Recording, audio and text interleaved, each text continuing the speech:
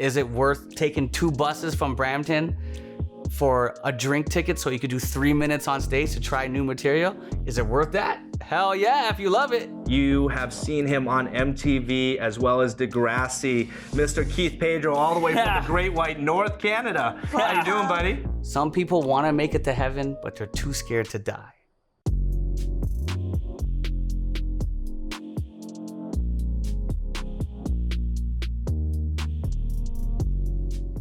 Oh, hi guys.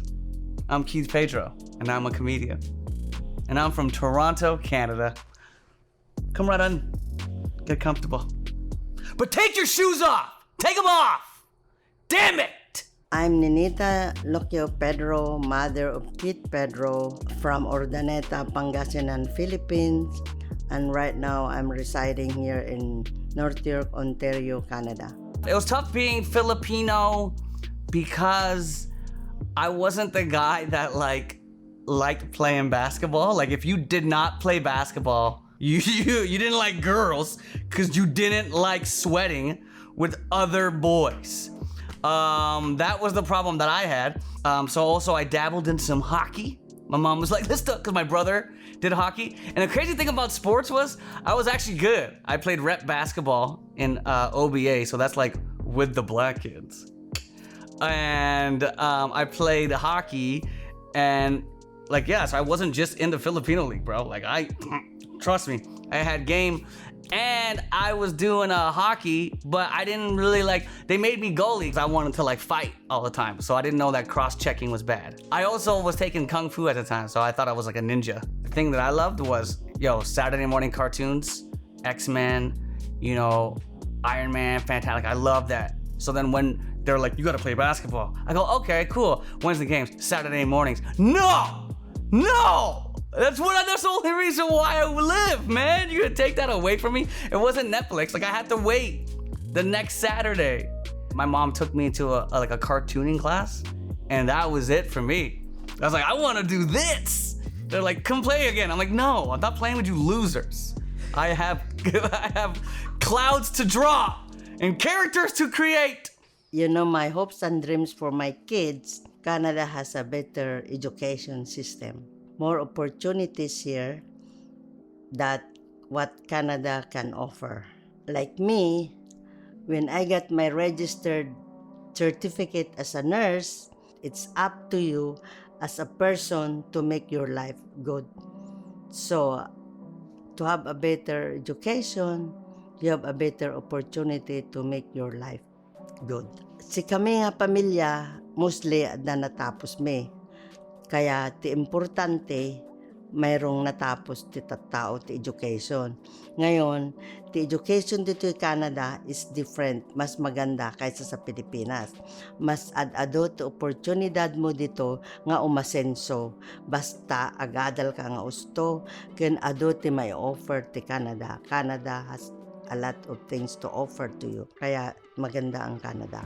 Seriously, no, dreams as a kid. I was a big dreamer. Fresh Prince was my favorite show. That was my shit. And then at the end of the show, when they would show the bloopers, and they would make mistakes and everybody's joking around, and I'm like, oh my God, I want that job. How do I get that job? The dream was, that was it. I wanted to be some sort of TV star. Kid is really, really very artistic, and he loves to read comics. And Kid will sit on top here and read that book the whole time. He likes fashion. He likes nice clothes. He likes nice things like that. So that's how he is. When I was in elementary school, a lot of teachers just said what my mom said. I was crazy. Because I always had smart remarks. There would be one time this one teacher's I was being loud, and I was probably in grade 7.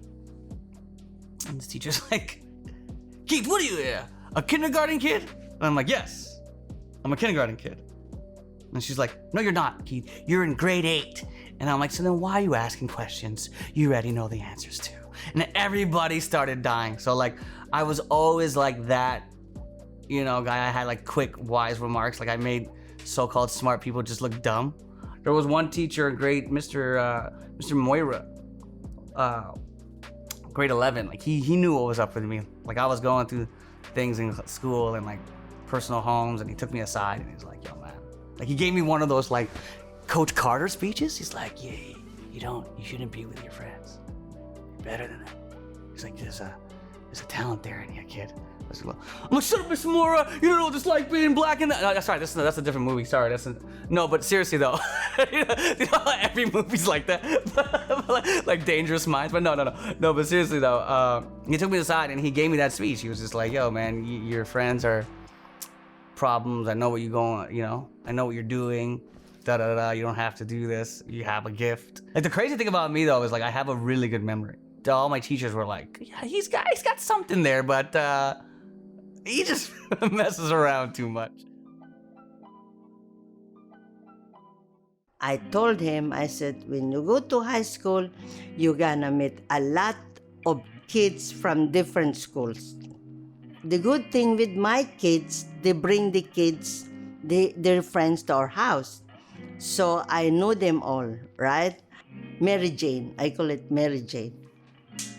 So I said, I hope, kid, you don't do that and you don't smoke because you have asthma and it's not good for your health. So high school was tough. I finished high school late.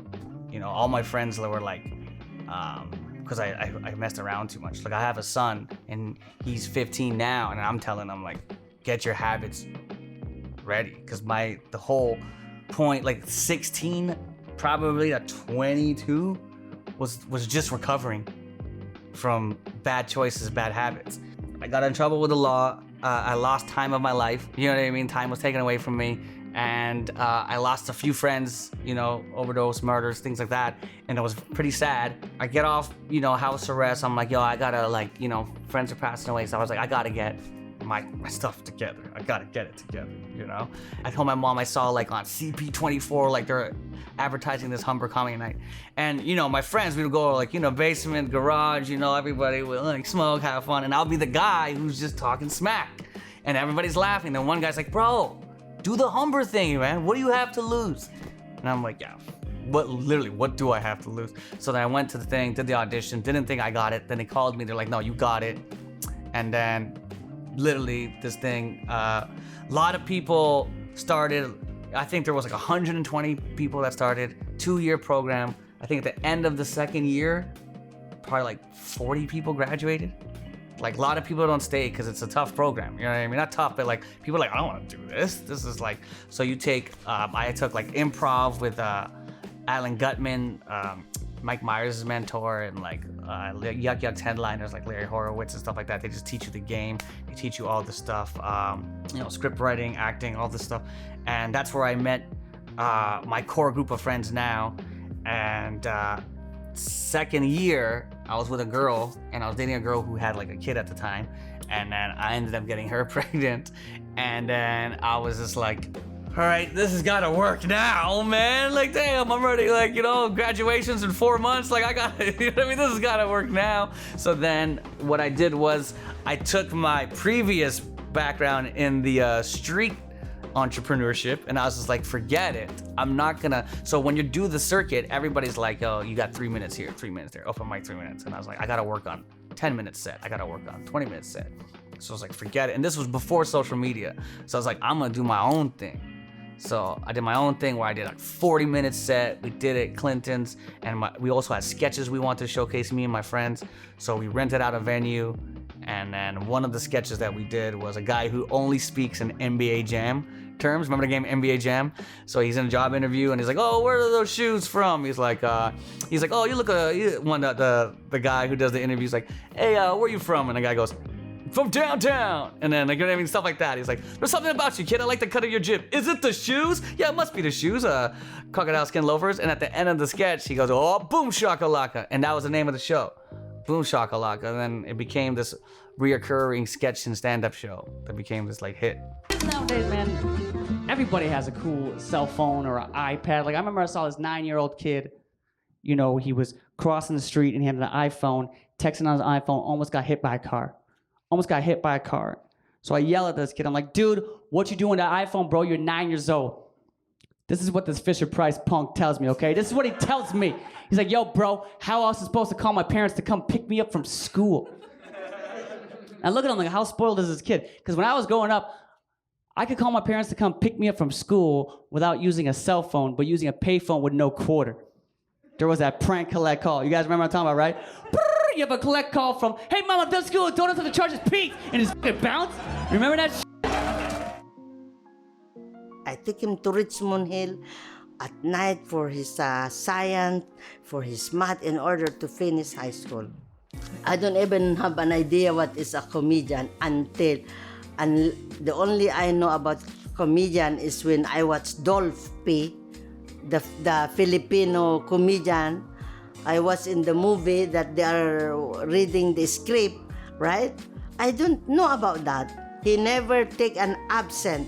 Even if he was having colds, he just go to school and his grade was all straight A. I figured, I said, oh, he loved this course, so, but I don't know what is this, you know.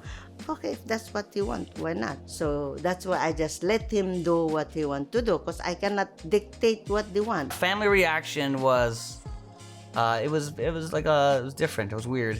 Like, I had some like people who were like, yeah, go for it, man, do it. And then some people were like, oh, you gotta wake up. This is a dream. You gotta wake up. You have a kid. You have health benefits. You need pension. You know. And it was for real because some of when they migrated here, that's what their dream was, to just live comfortable. But like my mom would say, like I didn't want what everybody wanted. Like I think I'm the only one in my family. Like my family's either nurses or teachers, and my brother's an accountant. So the first show with Boom Shhakalaka, when we did it, it was more of just like, hey, we're new guys coming up, and we just want to showcase the stuff that we got. So we wanted to make money off it. We charged $5 at the door. Place was rammed, and then it started gaining a lot of press. So it started like crazy good headliners would come and do our stand-up in our shows, and then it came to a point where we were getting press from E-Talk. We were featured on E-Talk like 2-3 times. We have guys like Scott Thompson who have been on the Kids in the Hall. And Kids in the Hall's coming back. He was featured on our show. He came a few times. Guest writer. We got Dave Mahash from Rami. He came on the show. We had special guest host. We had Colin Mockery from Whose Line Is It Anyway? I can't believe I forgot that. He did our show. So we had every Thursday, last Thursday of every month, we did it at the supermarket in Kensington Market. And we would ram this place up, and it was a party, and we would be there till 3-4 a.m. having a great time. And it was a place where like a lot of comics too would come and hang out after their shows. So this became a big thing. It was like, we literally didn't have to worry about posts by this time. We were just showing up and like, oh, last Thursday month, oh, okay, it's rammed. Another sold out show. And then all of us became something. Like I became a headliner at a headliner comedian touring with clubs and yuck yucks and stuff like that. And then other guys got TV shows, started production companies and moved to New York and worked with Will Ferrell. Like, so we all like separated, and that was the goal, right? To do this show until we couldn't. A special place in Toronto, I would probably have to say from the last maybe close to 10 years would probably be like around my neighborhood in like Fort York and Bathurst area, like because I'll just, if you know me in that neighborhood, I'm the guy that walks around talking to himself because I'm practicing bits, or like I'll just run on rants that I say to myself. So now what I do to just make people think I'm normal is I just put AirPods on. Nothing's playing. They're just like, oh, this guy's in an intense conversation. He's very passionate about what he's talking about. But in that area, you'll see me like just practice jokes. I'll walk around, I'll practice jokes, and there's a part like by the Fort York Library where it's like underneath a path where like I'll just chill there and just pretend that's a small little stage and just pace out and be like, do my stuff. And then, and just, there's another spot where I go to called the Bentway, I'll take the family there, do some skateboarding, maybe some, some hanging out. And there's that place in that area where, I've taken phone calls there, big important phone calls, practice my material, take my kids for a walk. So it's like that whole neighborhood is just, where I do my, like, if someone were to tell you my office, it would be in my car because I'm always on the road. But if I'm closing deals or getting ready for something big, it's gonna be in that vicinity. So if you know me and you're walking around and you see me with my AirPods on, don't talk to me. Do not talk to me. Make sure your shoes are off. There was a lot of challenges in raising children as being a comedian and a young dad. Mind you, like I was dating my girl at 20 and she had a daughter already. And then I got her pregnant at 22. We got together once, but 2 babies, that's a foul and one. You know what I mean? So with that being said, it was tough, man. And I had a good support system. Like my mom was like, we were living at my mom's house for a bit. So my mom helped me babysit and she would tell me, go do your gigs. Go do your gigs. Do what you gotta do. I would see guys, other comics go to open mics and like, I'm just gonna do whatever, blah, blah, blah. And I'm just like, no, I can't do whatever. Like I'm leaving my family for this. I get it. If this doesn't work out, they're all gonna say they're right. No, it is not gonna happen. So I was, I had goals in mind and I had a lot of like, shout out to the older OG Filipino comedian, Ron Jossel. He told me when I was coming up, he's like, get this, get a 7-minute set, get a 20-minute set, get a 7 clean. And I went out every night and I made sure I was working on me and this craft. I wasn't wasting time, because when you have a kid, it's like you're not wasting time. And at the same time too, like it made me strong to negotiate and communicate my rate. Because I know a lot of guys and a lot of independent guys who are art, you're always like, blah, blah, blah, but I stood my ground, you know what I mean? I was like, no, you want me, this is what I bring. I pray hard that I know when Kit was starting this, I never know about this stand-up comedian until I went to watch him in Yak Yaks. And when he was studying, when we were in the house, he's practicing the first time, he was in the basement and practicing his comedy. Then, when I watched him in Yak Yak, for 3 minutes, they have to finish their comedy, right? And my son took me there to watch him, and I don't have a clue what it's all about.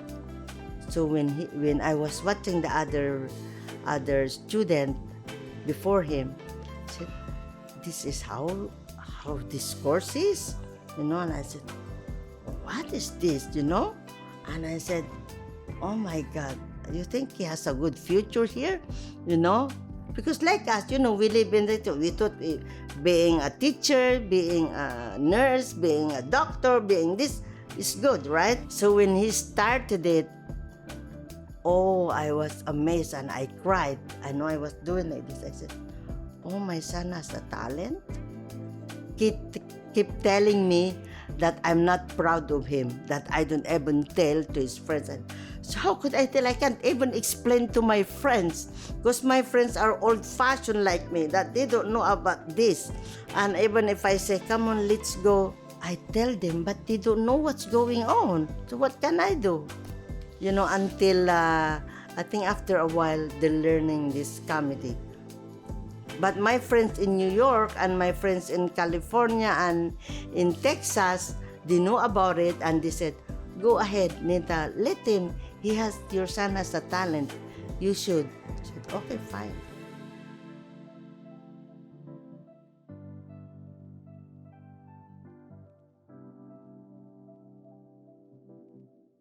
For those who don't know, there was a show back on Much Music, and it was called Video on Trial, where like comedians would come and roast videos, first like reaction videos, you would say, and it got bought out by Fuse TV, but it was a big deal. If you were a comedian on this show, like you were a big deal. We did this one show with like 2 other comedians on the show, and we were at Brock University, and there was a lineup that went like down the street, and it's crazy. Like I remember I was on a plane to Thunder Bay, and this guy was like, oh my God, Much on Demand. I'm like, Video on Trial. Well, yeah, okay, yeah. So it's like that show where people just know, and it was a really good show where like comedians just come in and you can just talk smack. It's the first real I made it moment, because it's Canada, there's a lot. So it was when I was working at Future Shop and I had to quit because I was touring too much. I kept telling them, I can't work this day, I can't work this day. They're like, what day can you work? And I'm like, I guess I can't. I'm out of here. No, I didn't leave like that. I wanted to. I just gave him my 2 weeks and it was all good. I love everybody there. But the shop don't exist no more. The shop didn't last in the future, guys, so we can say what we want about it. So as another You Made It moment, I was at Wonderland, and I'm just with my family, and then I could hear, that's him, I was like, what's going on here? I didn't hear all these things, and then my cousin like nudges me, and this is when the cousins from Vancouver, I think for Dwayne's wedding, for Mike's wedding, and they nudge me, and like these kids are like staring at you, and they all have their phones out, and I'm like, what's up? They're like, can we take a picture? I was like, yeah, you can take a picture, sure. And then I realized, I'm like, this is it, yo. And then my cousins were like, oh, my cousins from I think they're from Virginia. They're like, oh wow, Keith, you got it like that. I'm like, yeah, man. Funnel cakes on me. Funnel cakes on me. Funnel cakes on me. They're like, oh, you're a Canadian celebrity. I'm like, yeah, funnel cakes on me. Everybody got a funnel cake. Then I realized the price. I'm like, no, just one funnel cake. Take one bite, pass it around, guys. It's a Canadian celebrity. I'm a Canadian celebrity. Yeah, now I'm very proud of him, and you know what I like from Keith? I know I had a headache with him, and when he has his kid, Vinicio, if possible, he doesn't want to tell Vinicio what happened to him. I say, okay, that's fine, right? And one thing more I like from Keith is he's a very loving son, and I know we argue all the time when it comes to lots of things like going to church. He said to me, Mommy, I go to church, but not on Sunday because I just pass by in the church and I want to be in the church without too many people. I talk to God. So I said, okay, fine. As long as you believe in God and you're with him. So, and every time he goes for audition or anything he will do, he will call me and say, Ma, can you pray for me? Being here in Canada, it's God's will. So I'm so thankful that we are here in Canada. I like Canada because being a Canadian, ask it. I've been all over because you don't have, when you go for a trip, you don't have to get for a visa here. You go to Europe, you just have your ticket and you go everywhere you go. I'll tell you, so how do I feel on stage? I'll tell you right now, I've been doing this for like 16 years and I've been doing a lot of theaters, a lot of cool stuff, and I didn't really have a chance to enjoy it. You know, you ever watch the movie Soul, right? And Pixar movie Soul, it's exactly like that. I was chasing this so much, and now, like, we did a red carpet event at Greek Theater, another moment where I thought, whoa, I made it. So we're doing this Greek Theater in Hollywood, red carpet event. We're lining up doing this red carpet stuff. Joe Coy's there, Black Eyed Peas there. It's an Apple the App Foundation event. You know, Jabberwocky's there. It's a big moment. And, you know, I'm there. I'm just in my head because, you know, you gotta work, you gotta schmooze, you gotta smile, you gotta do everything. Everybody thinks your job's on stage. It's everything off the stage, right? So, you know, and those were moments where I look back at it and I'm just like, I didn't really enjoy this. You know, I didn't sit back and I didn't like, yo, man, there's thousands of people here in this audience. Like, you know, I didn't really enjoy it. So my thing now is what I'm doing now is I'm promising myself to just enjoy it. To like, there was a time where like, and that was before the pandemic and all that stuff. Like I don't know Theo, if you guys know Theo Vaughn, big comedian. He's got millions of followers. He did this show. I had a chance to perform with him at the Queen Elizabeth Theater before the pandemic. 5 sold out theater shows. And I made sure every time I got an applause break where the crowd was just laughing.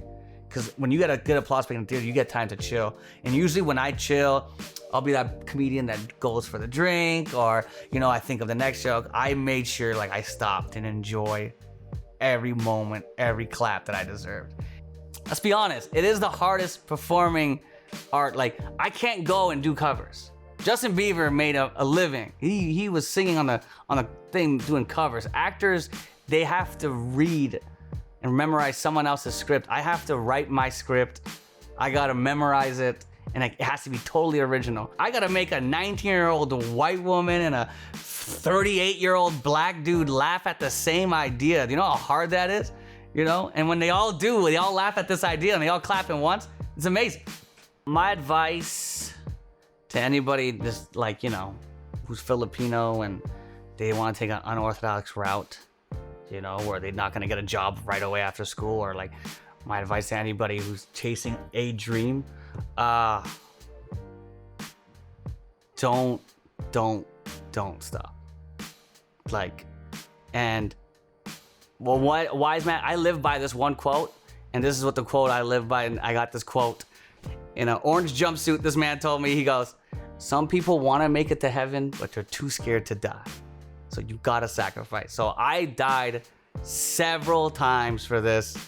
You know what I mean? If you're not willing to die for this, you don't deserve to live through this. You know what I mean? So your tears and your like fights and all this stuff, it's gonna be worth it. And if you're not going through that, then you're not doing it enough.